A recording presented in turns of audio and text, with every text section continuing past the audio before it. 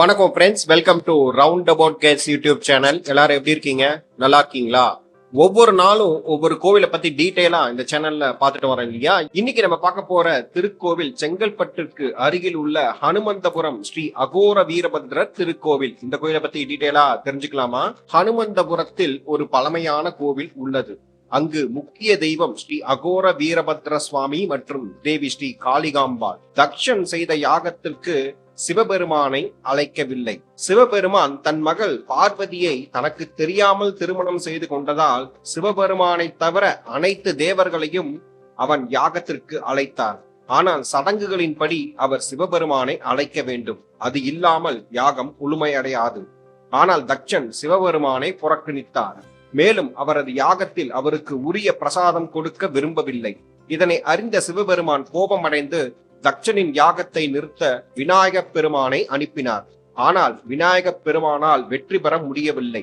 அதனைத் தொடர்ந்து முருகப்பெருமான் மீண்டும் தக்ஷனை வெல்ல முடியாமல் தனது யாகத்தை நிறுத்தினார். இறுதியாக அவர் தனது வியர்வை துளிகளில் இருந்து ஒரு சக்தியை உருவாக்கி அதற்கு ஒரு வடிவம் கொடுத்து அவருக்கு வீரபத்திரர் என்று பெயரிட்டார். சிவபெருமானின் வியர்வையால் படைக்கப்பட்ட வீரபத்திரர் தக்ஷனை வென்று அவனது யாகத்தை நிறுத்துமாறு பணிக்கப்பட்டார். தக்ஷனின் அணுகுமுறையால் வருத்தப்பட்ட பார்வதி தேவியும் காளி என்ற சக்தியை உருவாக்கி தக்ஷனை வெல்லும் பணியில் வீரபத்திரருக்கு துணையாக வரச் செய்தார். ஸ்ரீ வீரபத்திரர் சென்று தக்ஷனின் தலையை எளிதாக வெட்டினார். அன்றில் இருந்து தக்ஷனுக்கு தலையே இல்லை. பின்னர் தக்ஷனின் மனைவியின் பிரார்த்தனையுடன் ஸ்ரீ வீரபத்திரர் அவருக்கு ஒரு ஆட்டின் தலையை ஆசீர்வதித்தார். எனவே தக்ஷன் மனித உடலுடன் ஆட்டின் தலையுடன் காணப்படுகிறார். இத்தலத்தில் ஸ்ரீ வீரபத்திரரால் தக்ஷன் தோற்கடிக்கப்பட்டார் என்று நம்பப்படுகிறது. ஸ்ரீ வீரபத்திரர் பல ஆயுதங்களை ஏந்தியவாறு வடக்கு நோக்கி காட்சி அளிக்கிறார். ஸ்ரீ காளி தேவி கருவறைக்கு வெளியே கிழக்கு நோக்கி காட்சி அளிக்கிறாள். ஸ்ரீ காளி இங்கு அதிக சக்தி வாய்ந்ததாக நம்பப்படுகிறது.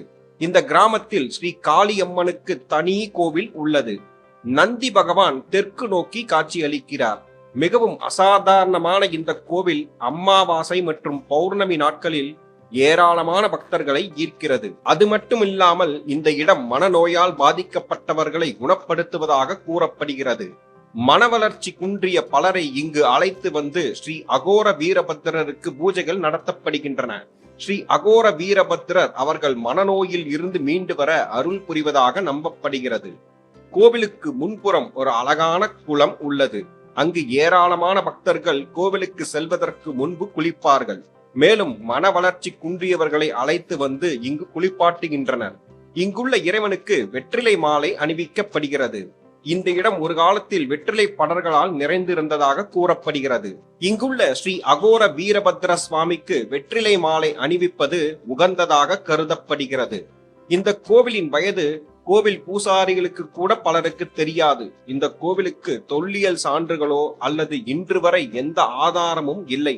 ஆனால் தாங்கள் 12 தலைமுறைகளாக இக்கோவிலுக்கு சேவை செய்து வருவதாகவும் இந்த தலத்தின் புராணம் தங்களுக்கு பரம்பரையாக இருந்து வருவதாகவும் அர்ச்சகர்கள் கூறுகின்றனர். இக்கோவில் 1921ஆம் ஆண்டு பழமையான கல்வெட்டு உள்ளது. இங்கு சென்னை ஐனாவரத்தை சேர்ந்த சின்னப்ப நாயக்கர் என்பவர் தினமும் ஒரு முறையாவது பூஜை செய்ய வேண்டும் என்பதற்காக தனது கடை தலங்களை கோவிலுக்கு நன்கொடையாக அளித்துள்ளார். பௌர்ணமி நாட்களில் இங்கு வீரபத்திரருக்கு இரவு முழுவதும் அர்ச்சனை செய்யப்படுகிறது.